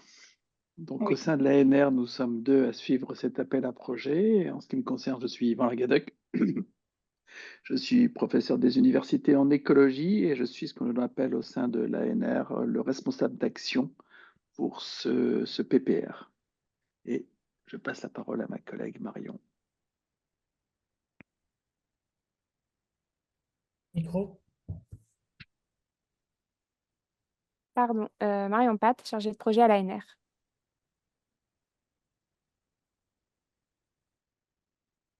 Alors, le comité de coordination a plusieurs rôles, hein. D'une part, c'est d'assurer la cohérence des projets avec les défis scientifiques du PPA Outre-mer et être garant de la complémentarité avec les autres actions du programme dont on va parler dans un instant. En lien avec l'ANR, en association avec la présidence du comité d'experts internationaux qui évaluera les projets complets en phase 2, nous allons analyser les lettres d'intention de la phase 1 et effectuer d'éventuelles recommandations pour la préparation des projets complets en phase 2. Après l'évaluation par le comité d'experts international diligenté par l'ANR, on proposera au secrétariat général pour l'investissement la liste des projets complets à financer et le montant d'aide qui pourrait leur être attribué. Et nous assurerons le suivi scientifique des projets lauréats lors de revues annuelles menées en concertation avec l'ANR.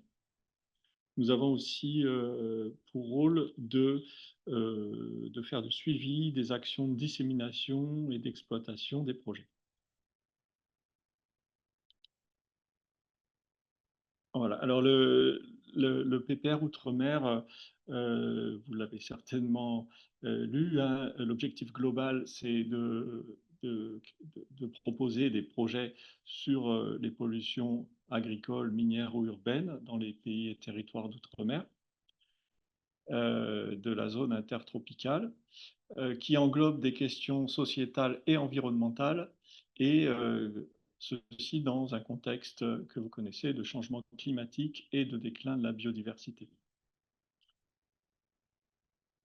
Si tu peux, le diapo suivant. Donc pour cela, nous souhaitons que les projets développent des solutions spécifiques adaptées à chaque territoire et aux pollutions qu'ils subissent. Ces solutions opérationnelles se doivent de tenir compte des spécificités géographiques, démographiques, historiques, de développement socio-économique ou d'identité culturelle ou de contexte politique. Et ces projets se veulent avec un fort ancrage territorial, avec notamment les communautés et structures de recherche des pays et territoires d'outre-mer, avec un souhait de renforcer les communautés scientifiques ultramarines et de développer une culture de l'impact pour évaluer l'impact sociétal des actions au sein des différents projets. Et je passe la parole à Frédéric. Oui, merci. Alors un petit rappel historique, en fait, on parle du PPR Outre-mer depuis bien longtemps maintenant, puisqu'il a été annoncé en Guyane lors d'une visite de deux ministres, le ministre de l'ESR de l'époque et le ministre délégué chargé des Outre-mer, qui ont annoncé en Guyane en décembre 2022 ce programme prioritaire de recherche Outre-mer avec un budget de 15 millions d'euros. L'année 2023 a été utilisée pour mettre en place une coordination scientifique. Alors, ce PPR a été confié à l'IRD et donc la coordination scientifique s'est faite autour de l'IRD avec le CNRS et le CIRAD. Et donc à l'époque, c'était Anne Renaud pour le CNRS et Nadine Zakia-Rosis pour le CIRAD et moi pour l'IRD qui ont travaillé à un document de cadrage scientifique sur la base de discussions avec le ministère et notamment d'une commande, puisqu'il y avait une volonté à l'intérieur de ce PPR Outre-mer d'inscrire un projet spécifique sur la structuration de l'Observatoire de la pollution agricole aux Antilles, donc l'Observatoire OPAL. Cette année 2023 a été essentiellement utilisée pour mobiliser les scientifiques ultramarins dans les différents territoires. Mobilisation qui s'est faite à travers un certain nombre de présentations, de discussions, avec notamment des acteurs clés qui ont été les DRARI, les DTRT, les présidences d'universités et les vice-présidences recherche, et aussi les représentants des différents organismes présents dans les territoires outre-mer, ainsi qu'un certain nombre de directeurs d'unités ou directrices d'unités UMR ayant des activités importantes dans les territoires outre-mer. 2023 a été aussi l'occasion de l'évaluation et de la validation de ce document de cadrage qui a été donc construit en 2023 par un comité indépendant mis en place par l'ANR. Ensuite, il y a eu un peu de flottement jusqu'en juillet 2024 avant qu'il y ait une décision Premier ministre sur une seule partie financière du PPR, c'est ce qu'on appelle le contrat de gouvernance pour un montant de 5 millions d'euros. En octobre 2024, il y a eu la signature de ce que l'on appelle le contrat attributif d'aide entre l'ANR et l'IRD pour la gouvernance, puisque c'est l'IRD qui pilote ce PPR, en fixant notamment le démarrage officiel du PPR au 1er décembre 2024. En juin 2025, nous avons pu soumettre le texte de l'appel à projet que vous connaissez, qui est donc accessible sur le site de l'ANR, après un travail réalisé avec l'ANR et la coordination scientifique, texte de l'appel pour un montant de 10 millions d'euros, donc on a bien les 15 millions du PPR. Ce texte a été transmis au secrétariat général pour l'investissement. Il a fallu attendre novembre 2025 pour obtenir la signature Premier ministre de l'arrêté de ce PPR, puis l'approbation au journal officiel du cahier des charges de l'appel à projet, donc pour les 10 millions d'euros, qui est intervenu dès les premiers jours de janvier. Et dans la lancée, l'ANR a ouvert l'appel à projet que vous connaissez. Merci. Alors, outre les activités d'animation et de gouvernance qui ont été mentionnées par Alexandre, le PPR Outre-mer vous propose trois groupes d'actions. Comme l'a mentionné Frédéric, il y a une commande spécifique qui porte sur le dispositif OPAL aux Antilles, pour le développement de recherches innovantes sur la contamination des écosystèmes dans 2 bassins versants instrumentés qui se situent en Martinique et en Guadeloupe. Donc une proposition a été faite, elle porte le nom de Ecocea et elle a pour objectif la co-construction de solutions durables pour la santé des socio-écosystèmes face à ces pollutions agricoles et dans une démarche One Health. Elle comprend notamment une phase de diagnostic de la santé des écosystèmes et d'analyse des relations entre pratiques agricoles et processus d'exposition. Et elle comprendra enfin une phase d'analyse des mécanismes de gouvernance et de co-construction de scénarios d'anticipation et d'évolution des usages et des pratiques afin d'imaginer collectivement des solutions opérationnelles pour limiter la pollution et ses impacts. Le deuxième groupe d'action, comme vous voyez sur l'écran, comprend des mécanismes de financement de thèses ou de contrats en alternance en appui aux thématiques du PPR Outre-mer. Il visera aussi à maturer des projets de valorisation de la recherche aboutissant à des innovations et il comprendra aussi l'organisation d'un concours scientifique à destination des lycéens afin d'imaginer des solutions à apporter à la contamination par des polluants. Et enfin, le troisième groupe d'action, c'est celui qui nous intéresse aujourd'hui, hein. Il s'agit de l'appel à manifestation d'intérêt qui constitue donc l'objet principal de ce webinaire. Merci beaucoup. Alors, pour rentrer dans le vif du sujet, une présentation assez rapide du calendrier. Donc, le lancement de la phase 1 qui était en janvier de cette même année. La date limite du dépôt des lettres d'intention dont fait l'objet ce webinaire sera le 10 mars 2026. Après cela, il y aura une phase de sélection, une sélection qui lancera la phase 2. La phase 2 qui a pu sujet au projet complet, dont la date limite de dépôt sera le 15 septembre 2026, enchaînée par une deuxième sélection pour un lancement des projets au premier trimestre 2027. Voilà. Et maintenant, pour les objectifs. Donc, le but, hein, c'est de contribuer à des travaux de recherche qui concernent les effets des pollutions sur les socio-écosystèmes, la vulnérabilité des populations et les inégalités sociales qui peuvent en découler. Le premier objectif, c'est de développer des solutions spécifiques adaptées à chaque territoire et aux pollutions qu'ils subissent et de développer des solutions opérationnelles et locales qui se doivent d'être co-construites avec les décideurs et les populations et tenir compte des spécificités dont je parlais tout à l'heure, hein, géographiques, démographiques, historiques, etc. Donc, le souhait est de soutenir des projets préférentiellement portés sur les enjeux que l'on voit là, liés à des milieux ayant subi, subissant ou potentiellement pouvant subir des dégradations qui sont dues soit aux pollutions agricoles qui résultent de l'emploi d'intrants ou de pesticides, soit aux pollutions d'origine minière, qu'elles soient dues à des exploitations industrielles encore actives, fermées ou à venir, ou à des exploitations artisanales autorisées ou clandestines. Et enfin, aux pollutions urbaines qui résultent de l'extension croissante et mal maîtrisée de surfaces urbanisées et leurs effets sur les socio-écosystèmes terrestres et ou à l'échelle des bassins versants. Les consortiums devront contribuer à renforcer les travaux des équipes de recherche et des laboratoires ultramarins et, encore une fois, développer une évaluation de l'impact des projets eux-mêmes et de leurs actions. Alors, on vous rappelle ici les 3 défis qui sont mentionnés dans le document d'AMI et qui s'articulent autour d'une démarche continue d'acquisition de connaissances, d'élaboration de solutions et de transfert pour de l'impact. Concernant le premier défi, il s'agira d'identifier les menaces de pollution, d'établir des profils de vulnérabilité des territoires en fonction de leur spécificité face à ces menaces. Et il s'agira aussi d'identifier les zones à risque et d'apporter des solutions aidant à la décision publique.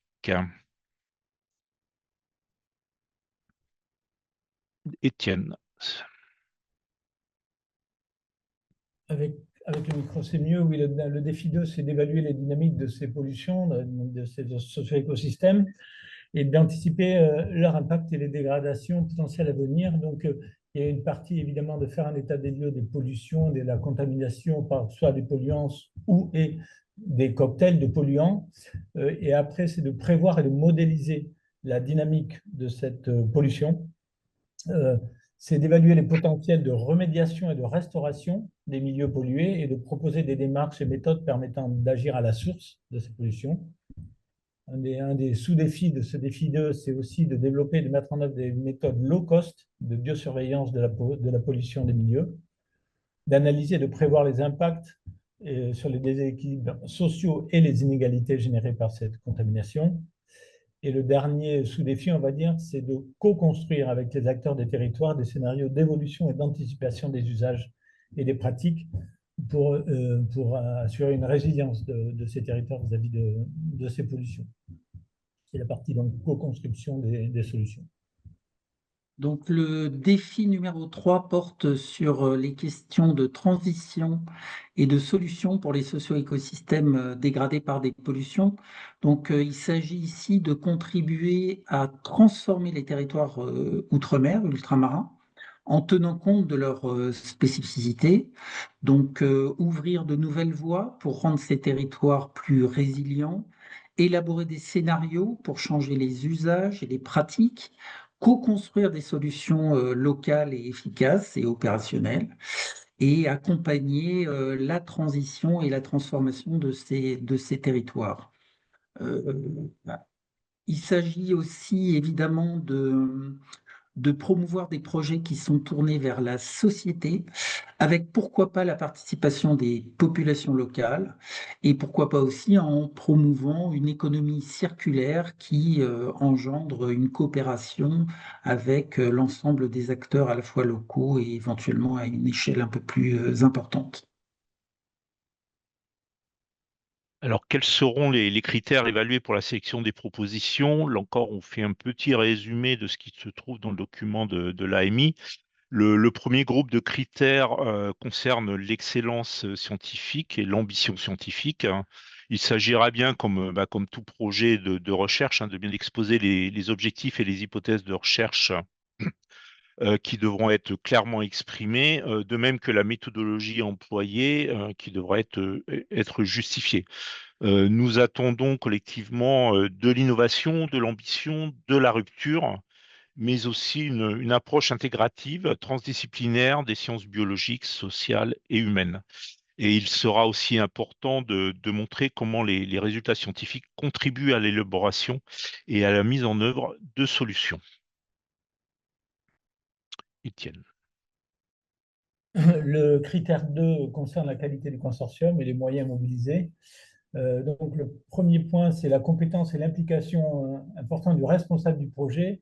Et on souhaite en fait que ce responsable soit basé dans les territoires concernés et qu'il ait donc une expertise dans le domaine, une capacité à coordonner un consortium ambitieux et pluridisciplinaire, qu'il ait une reconnaissance internationale et qu'il ait cette capacité à mobiliser les acteurs ESR du territoire et les parties prenantes, puisque vous avez bien compris qu'il y a cette notion de co-construction qui est importante. Voilà. On jugera aussi sur la complémentarité du consortium face aux objectifs du projet, l'adéquation des moyens, des ressources humaines et financières vis-à-vis des objectifs, la pertinence du calendrier, enfin tout ce qui est classique dans un projet.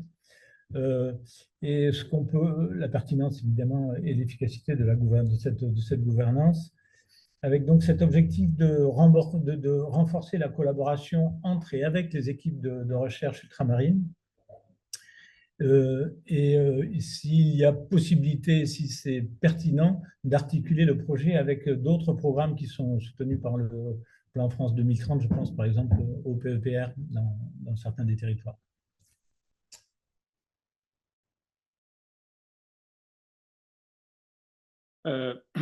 Donc, nous l'avons évoqué, le PPR Outre-mer s'inscrit dans une démarche transdisciplinaire qui associe les populations et dans une dimension recherche-action pour contribuer aux politiques publiques. La transdisciplinarité c'est le fait de résoudre des problèmes sociétaux et des problèmes scientifiques connexes. Donc de travailler avec les acteurs non scientifiques en intégrant les connaissances non scientifiques également. Et l'objectif, c'est de générer une connaissance en soutien à une action collective. Donc vous voyez ce petit schéma institutionnel, académique, sociétal. Et j'ai mis également une publication, il y en a un certain nombre, qui décrit le processus transdisciplinaire et qui donne un petit peu une feuille de route qui peut servir d'inspiration, si besoin, pour structurer une démarche transdisciplinaire pour un projet. Diapo suivante. Les éléments clés que l'on trouve dans cette publication et dans d'autres, on a également des revues de projets transdisciplinaires qui identifient qu'est-ce qui a marché, qu'est-ce qui n'a pas marché sur les différents projets. Donc les éléments clés que j'ai retenus, c'est l'engagement des porteurs et porteuses d'enjeux, donc les stakeholders, les personnes du monde non académique, les décideurs et décideuses, dès la construction des projets. Je pense que nous avons tous connu le projet où le Work Package 7.1, c'est intérêt pour la société, avec un petit blabla qui dit comme là, les questions scientifiques vont être intéressantes. Et en fait, la littérature sur la transdisciplinarité montre ce qui marche et ce qui ne marche pas. Et justement, c'est ce que je trouve très inspirant pour chercher des actions qui peuvent être vraiment transformantes dans les prises de décision et les politiques publiques. L'idée également, c'est d'identifier le plus tôt possible les enjeux et les menaces et les indicateurs avec les porteurs, porteuses d'enjeux, identifier les questions de recherche et les trajectoires et solutions avec cet ensemble d'acteurs. Vas-y, diapo suivante. Merci.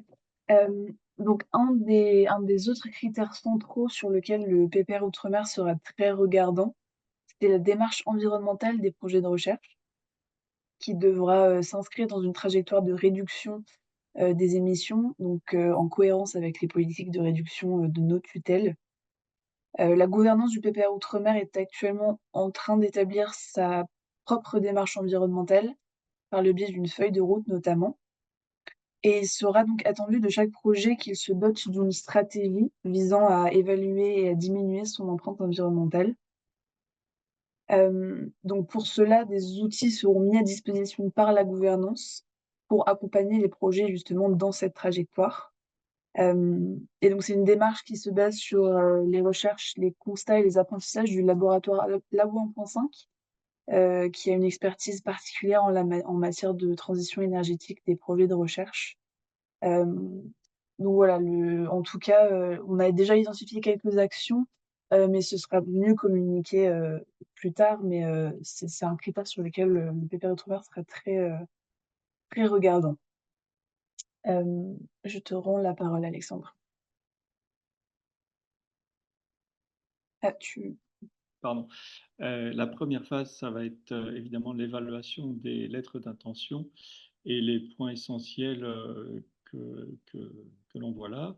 Donc, c'est la pertinence par rapport aux objectifs et défis du PPR Outre-mer, la qualité et la complémentarité du consortium, l'adéquation des objets de recherche, des terrains, des infrastructures ou des sites expérimentaux envisagés en regard des questions scientifiques et au bénéfice des objectifs spécifiques du programme sur les territoires français ultramarins, les impacts, nous en avons parlé, et le cas échéant, l'implication de porteurs d'enjeux et leur pertinence. Ouais, donc pour est-ce que mon micro est allumé? Oui. Pour rappel rapide, le calendrier, donc nous on se situe vraiment dans cette première phase. Et donc je vais donner la parole à l'ANR pour plus de détails sur les modalités des processus de sélection. Merci. Marion?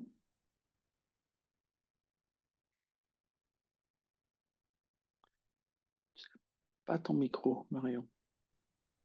J'aimerais juste vous informer que la page web de l'ANR rassemble toutes les informations liées à cet appel à projet. Donc, tout ce qui concerne les documents, tout ce qui concerne les dates, s'il y a un changement de date, tout sera indiqué euh, sur cette page. Voilà. Donc, je vous invite à y aller le plus souvent possible. Vous aurez accès à toutes les infos. Donc, je répète un petit peu. Donc, c'est un appel à projet en 2 phases. Donc, on a une première phase avec un dépôt de lettre d'intention et une seconde phase avec un dépôt du projet complet. Donc, la lettre d'intention, elle est en anglais. Elle doit être de 5 pages maximum. Il n'y a pas d'annexe. Et la clôture est le 10 mars. Et le projet complet comportera le document scientifique qui sera également en anglais, qui sera de 15 pages maximum. Il comprendra également le document administratif et financier, donc qui rassemble la description administrative et budgétaire du projet et les lettres d'engagement. Et il comprendra aussi une annexe de publication. Et donc, la clôture sera le 15 septembre prochain.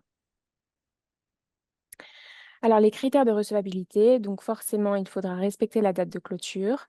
La lettre d'intention doit suivre le modèle qui est mis en ligne sur la page web. Une même personne ne peut être le RST, donc le responsable scientifique et technique, que d'un seul projet.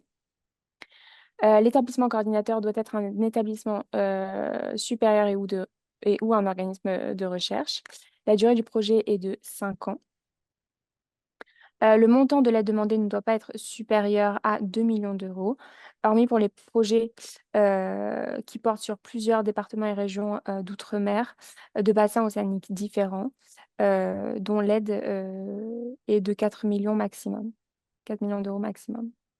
Et enfin, le consortium doit comprendre au minimum 3 établissements d'enseignement supérieur et de recherche, dont les universités ultramarines des départements d'outre-mer qui sont concernés par le projet.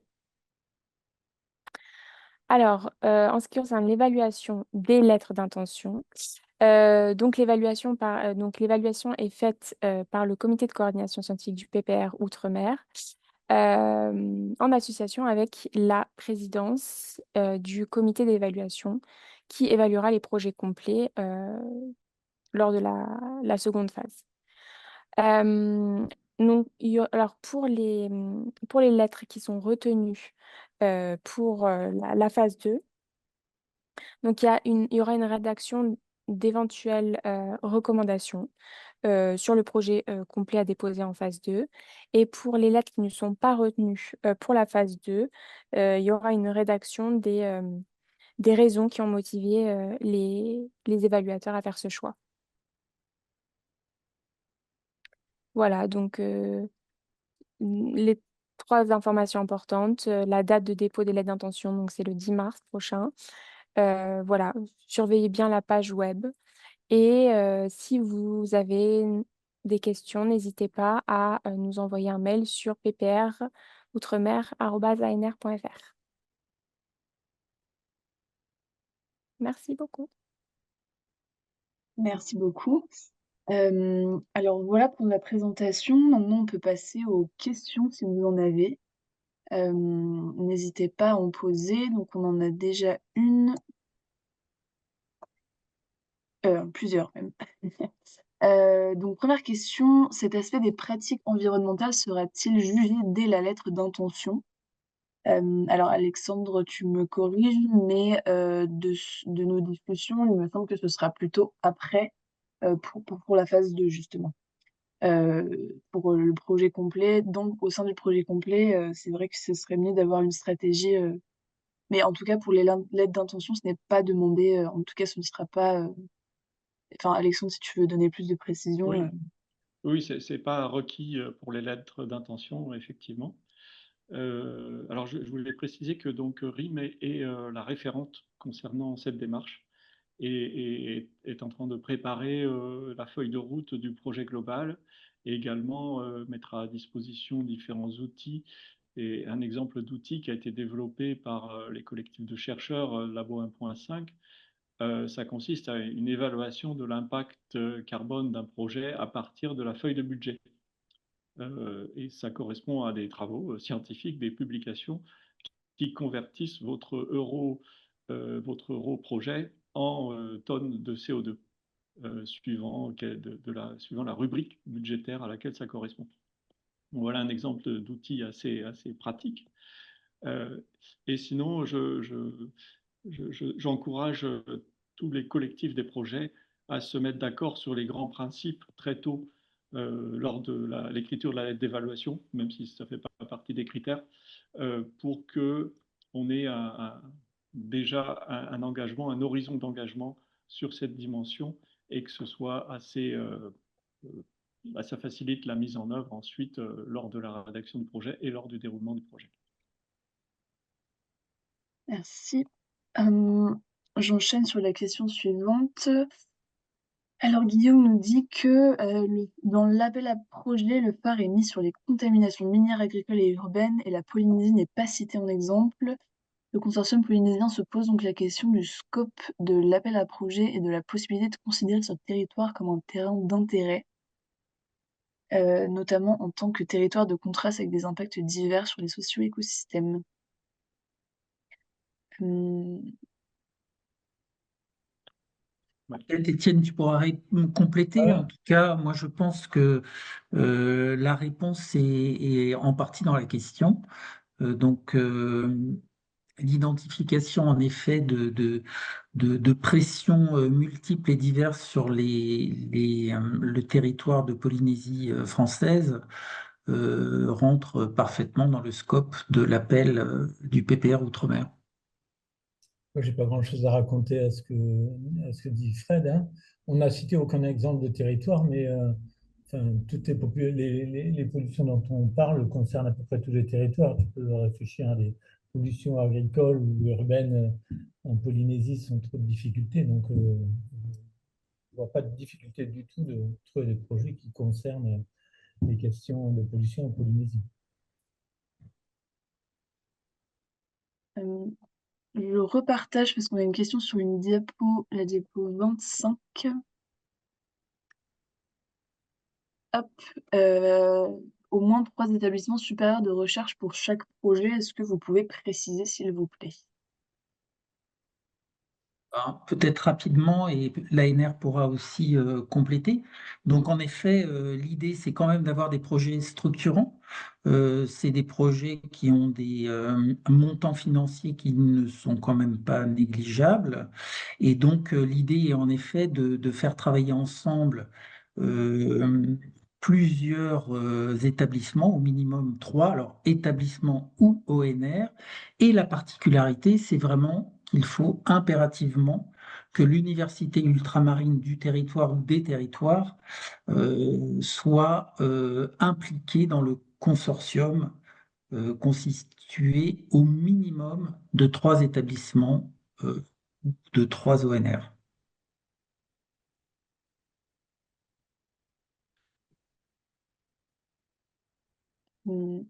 Alors ensuite, l'archipel de Saint-Pierre et Miquelon est-il éligible même hors zone intertropicale et sans université locale? Alors justement, ce critère ne permet pas à Saint-Pierre-et-Miquelon de répondre en tant que tel à l'appel à projet. Et l'appel à projet avait été défini historiquement dès les discussions, les premières discussions avec le ministère comme focalisées sur la zone intertropicale.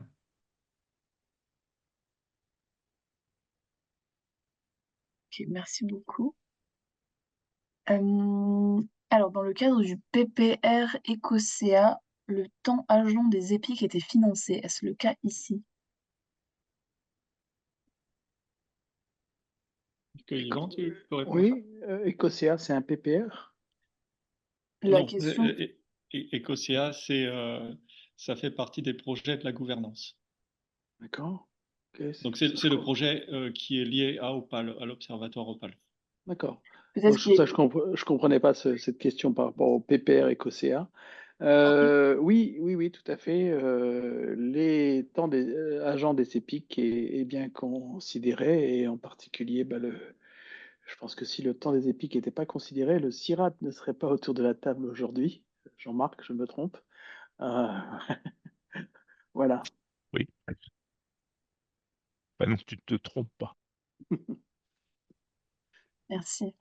La question suivante, à quelle hauteur sont pris en compte les frais de structure? Je crois que c'est normalisé, c'est 8%, si il s'agit des frais de gestion. Pour les porteurs d'enjeux à inclure dans le partenariat, y a-t-il des critères d'inclusion ou d'exclusion? Déjà, on ne pourra Ah, pas les financer, hein, c'est une chose. Après, je laisserai, je ne sais pas qui avait commencé à prendre la parole, je suis désolé.